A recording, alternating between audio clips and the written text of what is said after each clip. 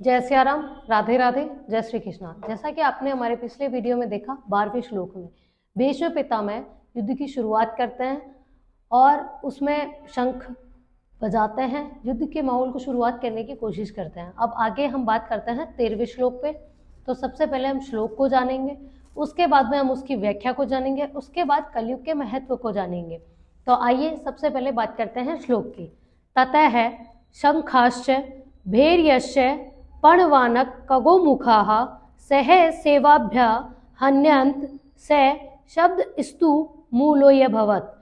अब इसकी व्याख्या के बारे में जानते हैं कि श्लोक क्या कहना चाह रहे हैं।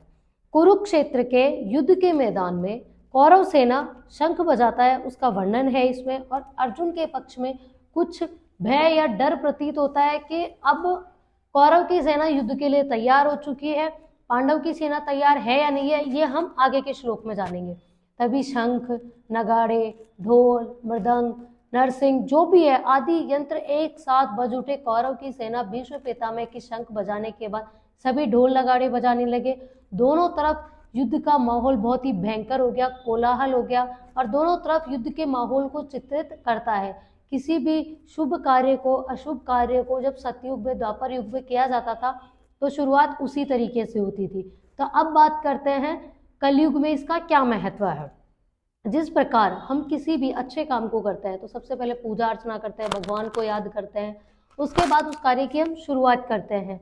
और उसी प्रकार किसी भी तनाव युक्त माहौल को या फिर हमारे मन में डर पैदा हो जाता है या किसी तरह की हमें टेंशन होती है, तब भी हम अच्छे काम को करने से भगवान को याद करते हैं कि हमारी वो डर की स्थिति वो खत्म हो जाए। तो एक तरह का जो शंख है वो भगवान को याद करने को, भगवान की पूजा अर्चना से पहले भी हम शंख बजाते हैं। तो ये शंख इस चीज को चित्रित करता है कि हम इस युद्ध को करने जा रहे हैं और हे प्रभु आप हमारी सहायता करें, हमारी सुरक्षा करें। तो हमें कलयुग में भी किसी भी अच्छे या बुरे कार्य को, वैसे तो बुरा कार्य करना ही नहीं चाहिए, फिर भी अगर गलती से हो जाता है तो अपने प्रभु को, अपने ईश्वर को, भगवान को जरूर याद करें।